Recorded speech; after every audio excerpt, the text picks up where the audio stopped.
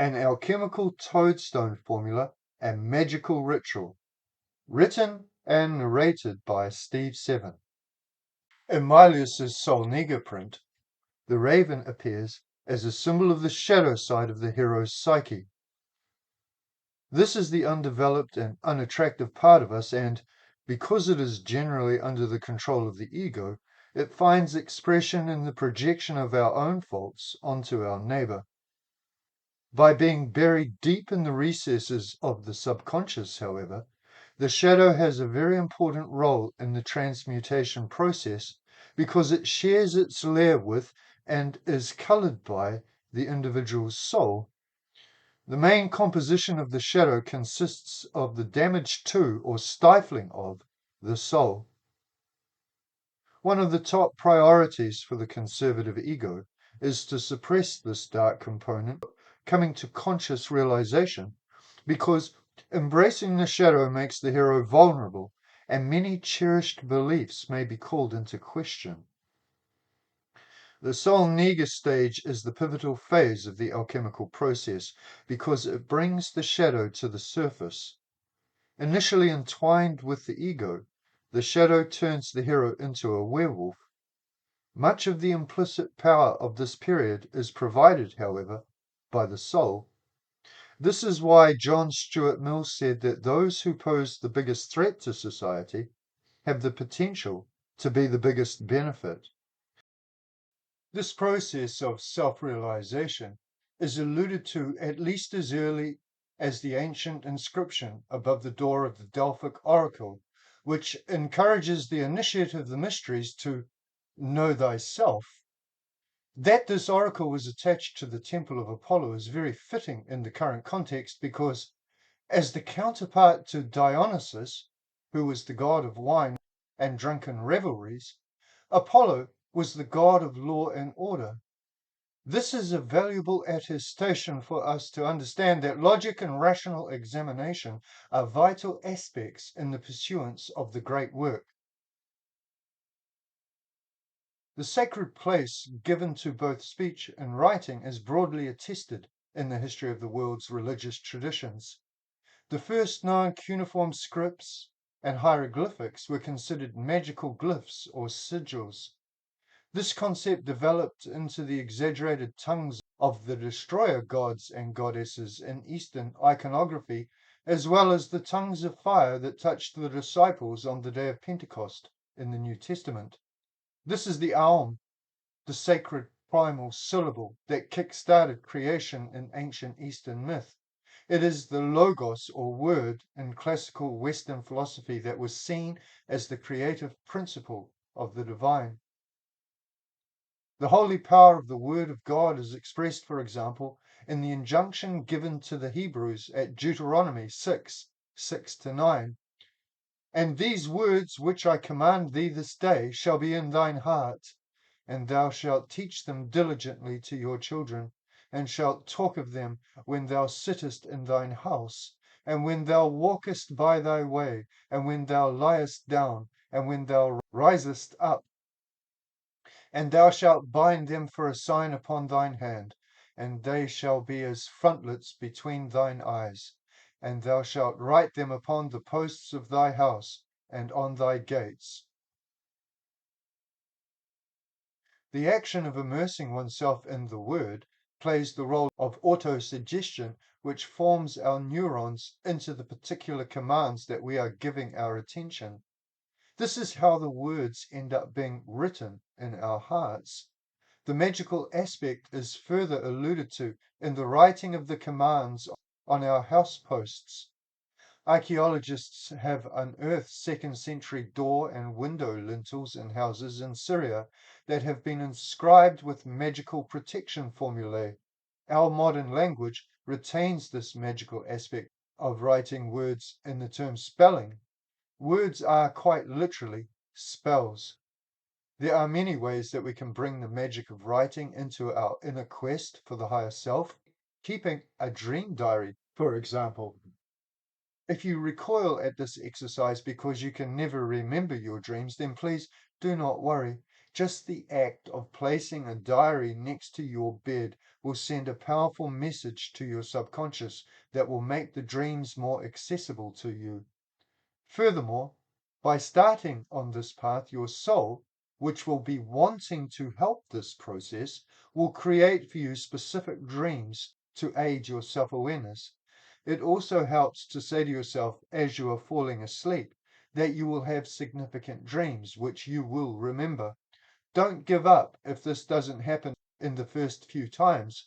Like all exercises, it takes practice to make the master.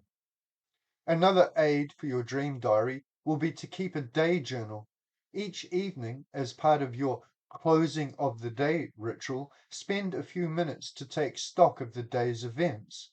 Note where you have succeeded or failed, and how to build on the former and correct the latter. Write the important aspects of this, especially your feelings, in your own personal book of shadows. Sit quietly with pencil and paper and concentrate your intent on searching through your subconscious. Start writing. It doesn't matter what you write initially. It can be a poem, song lyric, or even a shopping list. The important point initially is merely to get your hand operative and writing while your mind is searching your inner labyrinth. If there are any interesting entries in your dream diary, they are, of course, an ideal place to start. It will not take long before you are lost in a flow of revelations that are constantly bursting forth as a healing effervescence, helping you to gain vital insights for self-awareness. Events forgotten and trauma repressed. As you progress, this technique will naturally evolve into full-blown automatic writing. Speak at all times with intent, as if your words are spells. They are. Words are magic. They can be a blessing or a curse. Speak forward what you want in ritual and everyday life. The toad has featured for centuries in alchemical literature and iconography. One of its most important early appearances is in the works of George Ripley, where it plays a particularly prominent, even pivotal role. Ripley's short poem, The Vision, for example, describes an alchemical process which, as is usual with these arcane texts, is deeply veiled in symbols. Here is an extract featuring our toad. A toad full ruddy I saw did drink the juice of grapes so fast, till overcharged with the broth his bowels all to brast, and after that from poisoned bulk he cast his venom fell, for grief and pain whereof his members all began to swell. The toad insatiably drinks the juice of grapes until it is so engorged that he casts his venom and begins to swell as a result of poisoning. Then the toad dies in its cave and a transformation occurs that is represented by a sequence of color changes, starting with black and migrating through various colors to end in white.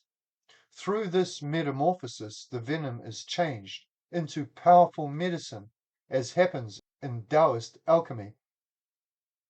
As is demonstrated in the various illustrations from the alchemical works, the toad is posited either at the start of the process, such as at the root or roots of the alchemical tree, or, as is the case with the Ripley scroll, as a central figure. Again, this implication that it is active in the initial stages fits aptly with the understanding that the toad is figuring in these texts as a symbol for the individual shadow, which is the first hidden aspect of our subconscious we encounter in our inward journey. This woodcut is an illustration from The Alchemical Garden by Daniel Stolzius from 1624. It's the Persian philosopher Avicenna with an eagle chained to a toad. The text reads that the secrets of the ancient adepts reveal a great creed to master the skill of the earthly toad and combine it with that of the flying eagle. As Shakespeare said, sweet are the uses of adversity, which, like the toad, ugly and venomous, wears yet a precious jewel in his head. That's Shakespeare's As You Like It, Act 2, Scene 1, lines 12 through 14. Apart from the association with primitiveness and darkness, some toads secrete toxic chemicals as a protection, which lends to the caustic imagery of the alchemical process. Sometimes the poison transforms into an elixir. Most famously is the magical toadstone, which is reported to be found in the skull of the animal. It is considered to be animated and sweat when near poison. It is attributed with healing properties. There is an obvious parallel here to the Philosopher's stone, the central ingredient in the alchemical recipe. These illustrations are from the 16th century manuscript, The Crowning of Nature. The shape of the flask is a symbol in alchemy for life. These are fermentatio on the left and separatio. They correlate to stages 4 and 5 of this 7-stage system. Solniga and separatio. In the Solniga period, the shadow is embroiled in the turmoil of conflict. When the waters clear with the emotional catharsis, the dove, symbolizing the world soul, descends towards the shadow, presaging the purificatio. The Philosopher's Stone is the self-awareness that the adept achieves throughout their journey, and it is realized at 2 levels. Initially, the hero becomes aware of their inner programming and the role of the ego in their life's trials. This is not as straightforward as it may appear, because the censoring ego will manipulate the reality in every situation to avoid unmasking any weakness. Later, this self-awareness includes the dimension of the transpersonal higher self, the divine archetype in us all that was made before the physical creation. In each degree of self-awareness, the operation focuses on the shadow. The shadow is polluted by the machinations of the ego, which will proactively thwart the progression of the soul. The shadow is further burdened by being the reservoir of unresolved historical suffering, including the regret of our unrealized potential. The paradox of the instinctual or archetypal higher self is that it is born out of the darkest, most primitive aspect of our being. This is what the poet T.S. Eliot says with his line, "In the end is my beginning." This is also one of the meanings of the Ouroboros, which is a snake or dragon eating its own tail, which is also a symbol for eternity. Ashmole's illustration here depicts the alchemical process in its entirety. Once again, the toad symbolizes the individual shadow. We see that the toad is in the throes of a struggle for victory against the snake, which is a symbol of our life's conflicts. The cosmological aspects of the sun and moon are given the central spot in the composition, and they are the stage around which the drama unfolds. This is to show that the battles are inherent throughout our life, and this point is emphasized by the snake being tied into a love knot, which shows that it is an intimate companion for the hero. The phoenix's tears here are a well-known healing elixir, and they mirror the tears from the suffering that we experience in the midst of our trials. The phoenix is the symbol here for the triumph of the higher self, reborn from the ashes. To conclude is a formula to create a personal toadstone for use in the vital alchemical aspect of self-awareness. On the new moon, you can perform a small spell to create your own toadstone as a magical amulet. You will need a piece of moss agate, a green candle, vetiver oil, and a stone that you find precious. On the morning before, bring the moss agate to a place where toads frequent. If you do not have toads in your neighborhood, simply find a natural area where you can place a figure or image of the toad as a symbol connecting to the archetype of transformation. Take your chosen stone and bury it in the soil. Recite the following incantation. Mysterious toad, master and guardian of the underworld, bring blessing and power to the stone for transformative self-awareness in my life. That evening, while the moon is still climbing, anoint the green candle with the vetiver oil and light it in reverence to the world soul. Take a moment to visualize the toad and give thanks for its presence in your life. Concentrate on the toad as a symbol of the underworld that has a direct connection to your own shadow, and understand that it can help you gain an objective level of self-awareness. The following morning, retrieve the stone and carry it with you at all times as a magic amulet that will empower your discernment in all situations. You can use the symbols from alchemy that are given here, as well as any others that you might find useful, to make an altar and create your own rituals to further empower the process of self-awareness and transformation. Write a book of shadows and include in it any revelations that you receive from keeping a dream diary